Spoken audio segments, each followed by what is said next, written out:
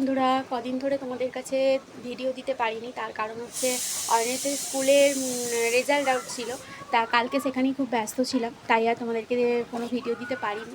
আর আজকে আমি চলে এসেছি রান্নাঘরে রান্না করতে। এখানে কাঠটাও জ্বেলে দিয়েছি, কারণ অনেকটা দেরি হয়ে গেছে। সকাল সকাল উঠেছি, কিন্তু হলে কি হবে, কাচাকুচি ছিল অনেক, তাই কাঠটা জ্বেলে দিয়েছি। এখানে হয়ে গেছে, একটু লেজা ছিল আর একটু ওই লেজার উপরে, বড় বড় লেজা খেতে ভালো লাগে না, তাই একটু কেটে ছোট করে নিয়েছি। বাঁধাকপি বসিয়ে দিয়েছি মাছের মাথা দিয়ে, মাছের মুড়োগুলো ভাজা হয়ে গেছে।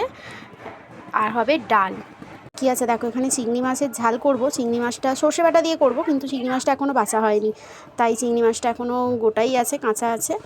ওটাকে বাছবো, তারপর ভাজবো, তারপর ঝাল হবে।